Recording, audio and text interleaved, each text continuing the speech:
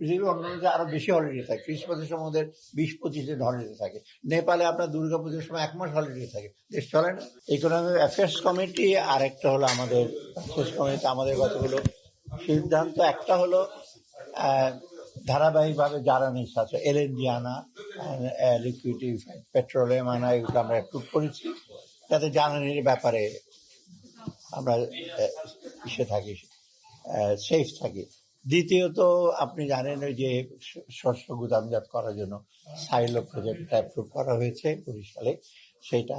আর সবচেয়ে একটা উল্লেখযোগ্য হলো পুলিশের জন্য আমরা অনেকগুলো গাড়ি কেনার জন্য অর্থ অনুমোদন করেছি, তাদের অনেকগুলো গাড়ি ড্যামেজ হয়েছে।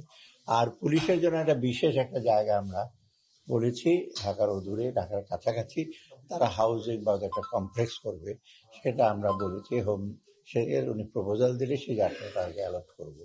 আর তাছাড়া সার, এমওপি, টিএসপি সারগুলো আমদানি করার জন্য আমরা মোটামুটি শুরু। আর কিছু আছে আপনার নৌ পরিবহন মন্ত্রণালয়, কিছু আপনার লাইট হাউস আছে বিভিন্ন জায়গায়, এই চর পুকুরি মুখরি বিভিন্ন জায়গায় লাইট হাউসগুলো, সেগুলো আমরা অ্যাপ্রুভ করেছি।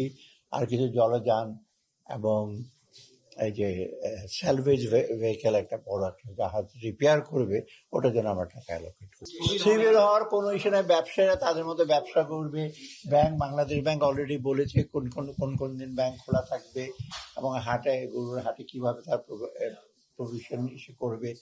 আমার তো এরকম হলিডে, পৃথিবীর অন্যান্য যে আরো বেশি হলিডে থাকে, ক্রিসমাসের সময় ওদের 20-25 দিন হলিডে থাকে। নেপালে আপনার দুর্গাপুজোর সময় 1 মাস হলিডে থাকে, দেশ চলে না। অতএব চলবে, কোন রকম বিরূপ বিষয়টা। আর ইতিমধ্যে আমরা বাজেট তো দিয়ে দিয়েছি, বাজেটের মোটামুটি আমাদের যে কর্মকর্তা কি কি হবে সেগুলো এটাতে কাজ করবে। তারপর তো আমরা ঈদের পরপরই আবার আমরা স্টক টেকিং করবো, কার কি শেয়ার, বাজেটের বিভিন্ন মন্তব্য থাকবে, সাজেশন গুলো আজকে আমরা নেবো, সেটা তো আমরা বলেছি 19 তারিখ খোলা থাকবে।